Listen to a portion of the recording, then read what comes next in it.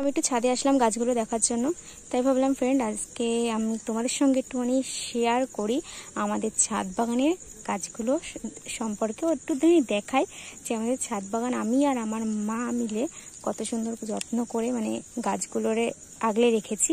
তাই তোমাদের সঙ্গে একটু শেয়ার করলাম। আমি প্রায় 10টা, 10:30, কোনো সময় 9টা, 9:30 নাগাদ আমি গাছে জল দিই। তাই একদিন বৃষ্টির জল পেয়েছে বলে তাই আর জল দেওয়া লাগছে না। দেখো বৃষ্টির জল কতটা জমেছে, জল পরিষ্কার জল, একদম জল এখানে ভরে রয়েছে। তার জন্য গাছে জল দিচ্ছি না, পুরো মাটি ভেজা রয়েছে।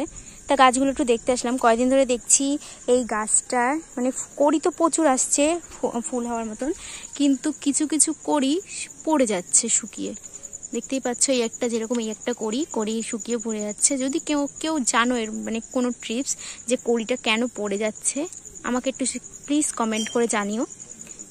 দেখো প্রচুর কড়ি আসছে কিন্তু ফুল ফোটার মতন সেরকম হচ্ছে, একটা করে ফুল ফুটছে, বাট বাদ বাকি কড়িগুলো শুকিয়ে যাচ্ছে। এই গাছটা গেলাম। তা আমাদেরও ছাদ বাগানের ভীষণ শখ, আমার আর আমার মায়ের দুজনারই, কিন্তু একটু ফুলের শখ বেশি। আমরা বাড়িতে একটু ফুল গাছটা একটু বেশি লাগিয়েছে। তা আমার মার জবা ফুল মানে একটু বেশি ভালো লাগে, তাই জবা ফুল, প্রচুর ধরনের জবা ফুল, নানা রকম বিভিন্ন কালারের জবা ফুল দিয়ে ভরিয়ে রেখেছে। তাই এটা দেখছি, এটা পঞ্চজবা, এটা হচ্ছে একদম ডিপ গোলাপি যে পঞ্চজবা, খুব সুন্দর বড় বড় ফুল ফোটে, কড়ি হয়েছে এই একটা দেখতে পাচ্ছ। তা বৃষ্টির জল পেয়ে ভালোই পাতাগুলো দেখো কি সুন্দর চকচক করছে, মানে পুরো টাটকা হয়ে গেছে, সুন্দর হয়েছে গাছগুলো এই বৃষ্টির জলটা পেয়ে। আরও বৃষ্টির জলটা পেলে একটুখানি সব গাছগুলো একটুখানি ভালো হয়। যেরকম এই একটা জবা গাছ দেখতে পাচ্ছ, এটাও রেড কালারের। এই একটা আছে হালকা পিঙ্ক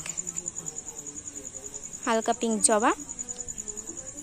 এটা আছে ছোট ছোট যেই গোলাপি কালার যেই জবা হয়, মিনি গোলাপ যেটারে বলে, সেই ধরনের। মানে এটাও একটু ডিপ টাইপের আছে। তো এখানে একটা লেবু গাছ লাগানো আছে, এটা হচ্ছে গন্ধরাজ লেবু গাছ। তো অনেকদিন ধরেই লাগানো রয়েছে।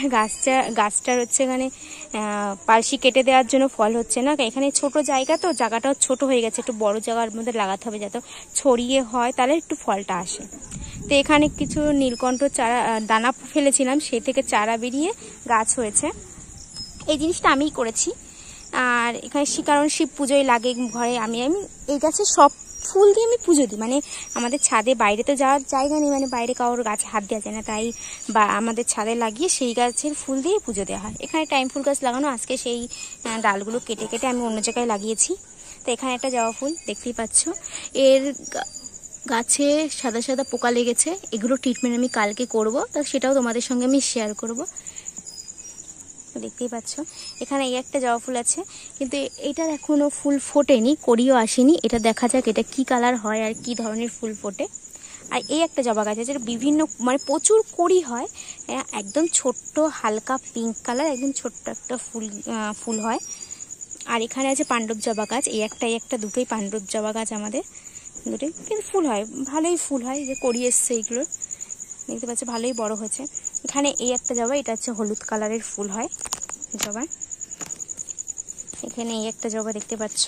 আমাদের বলতে গেলে জবা গাছ প্রচুর, এই যে ধরে জবা গাছ, এখানে এই জবা গাছটা খুবই সুন্দর একটা ফুল ফোটে, মানে বড় বড় ফুল হয় জবা গাছটায়। এপাশে আসি, এপাশে একটা গোলাপ গাছ আছে। এবার এখানে হচ্ছে একটা পেয়ারা গাছ, এখানে এবার জবা গাছ আছে। এই জবা গাছগুলো ওপাশে রাখিনি কারণ এগুলো একটু বড় বড় হয়েছে। এটা হচ্ছে ঘিয়া জবা বলে। এই যে আর টাইম ফুল গাছগুলো আমি আজকে লাগিয়েছি, এই যে এগুলো আজকে এই বড় টপটার মধ্যে পুরো ভরিয়ে লাগিয়েছি, পিঙ্ক কালার, মানে সব রকম আছে। এখানে আমাদের লঙ্কার চারা আছে, তুলসী গাছ আছে, বিভিন্ন নয়নতারা গাছ আছে। দেখো এটা গাঁদা ফুল গাছ লাগিয়েছি, এখানে রজনীগন্ধা গাছও আছে, এই একটা লাগানো আছে, এখানে তুলসী গাছ। এবার এটাও ঘিয়া জবা।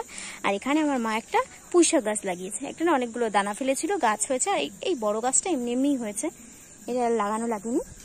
আর এপাশে আসি, এপাশেও আমাদের একটা গাছ রয়েছে, এটা নয়নতারা গাছ রয়েছে, মানে এই জবা গাছটার মধ্যেই নয়নতারা গাছটা হয়েছে, একাই হয়েছে। আর এখানে একটা ড্রাগন ফ্রুট গাছ আছে, এটা একটু বড় হয়েছে, একদম ছোট লাগানো হয়েছিল, একটু বড় হয়ে পালসিটা উপরে বাইছে। এবার এদিকে আসি, এদিকে মা একটা বেগুন, এটা আপন ইচ্ছায় বেগুন গাছটা হয়েছিল, তার জন্য মায়ের বড় একটা পাত্রে লাগিয়েছে। তা দেখতে পাচ্ছে প্রচুর বেগুন হয়েছে এটাই। দেখো প্রচুর বেগুন হয়েছে।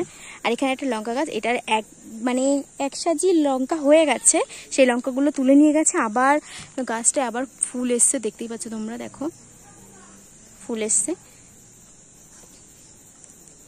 তো আমি ছাদে এসে আমি রোজ একটুখানি দেখি গাছ টাছগুলো, আমি একটুখানি আমি যত্ন করি, নাহলে মা যত্ন করে। আমি যখন পারি না মা করে, মা যখন পারি না আমি করি। বৃষ্টি এসেছিলো, ঝড় এসেছিলো, তখন সব কিছু নামিয়েছে, এরম জায়গায় থাকে, এখান থেকে নামিয়ে নিচে রাখা হয়েছিল আমাদের। তো দেখতে পাচ্ছি আমাদের পুরো ছাদ বাগানটা তোমাদের দেখিয়ে দিলাম আমি। তা আমি আরও অনেক কিছু শেয়ার করব তোমাদের আস্তে আস্তে আমাদের ছাদ বাগান নিয়ে। তা কী কী ট্রিটমেন্ট করি, এবার তোমরা একটু আমাকে কমেন্ট করে জানিও ওই জবা গাছটা কেন কড়িগুলো শুকিয়ে শুকিয়ে পড়ে যাচ্ছে, আমি জানি না, তোমরা একটু কমেন্ট করে আমাকে প্লিজ বলো তোমরা। তো ঝড় বৃষ্টি হয়েছে বলে এখানে তাঁবুগুলো ওখানে সেই নিচে ঢাকা হয়েছে, কারণ নিচে ছাগল রয়েছে, সেই ছাগল ভিজে যাবে বলে তার জন্য উপরে। তো এখানে আবার আমার নিচে ওদিক দিয়ে চাল কুমড়ো গাছ হয়েছে, দেখছো চাল কুমড়োর উপরে উঠে এসছে। তা 3টে চাল কুমড়ো হয়েছিল, তা সেইগুলো পেড়ে পেড়ে দিয়েছে, একটা জেঠিরে দিয়েছে, একটা আমরা কিছু, একটা মাসিদের দিয়ে দিয়েছে। তো দেখতে হচ্ছে এখানে। তো এখান থেকে আমি একটু সিঁড়ির ভিতরে যাই, এখানে জিনিসপত্র রয়েছে, কারণ ঝড় বৃষ্টি হয়েছিল তখন এগুলো আনা হয়েছিল। তা আজকে আমি এই গাছ টপটার মাটি পাল্টেছি, তার জন্য এটার আমি মাটিটা পাল্টে তার জন্য আমি এটা ছাওয়া জায়গায় রেখেছি, রোদ্দুরে রাখা যাবে না। এটারও মাটি পাল্টে আমি নতুন গাছ লাগিয়েছি, তার জন্য ছাওয়া জায়গায় রেখেছি।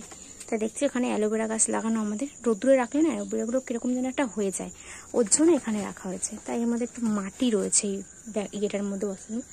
তা এখানে আমি মা জবা গাছ এনেছিল, তো ভিজিয়ে রেখেছিলো কীরকম হয়ে গেছে, তা আমি ইউটিউব দেখে আমি একটা সলিউশন পেয়েছি, তার জন্য সেই টিপসটা আমি ব্যবহার করে আমি এখানে জবা গাছ আর হচ্ছে একটা সাদা ফুল গাছ আমি পুঁতেছি। এবার দেখা যাক পালসি বেড়াই কেনা, শিকড় বেড়াই কেনা, শিকড় বেরোনোর জন্য এই জিনিসটা এখানে পুঁতে রেখেছি। এবার দেখা যাক আমি 14 দিনের মধ্যে শিকড় বেড়াই কিনা, তাহলে বুঝবো যে হ্যাঁ ট্রিপসটা কাজ করেছে।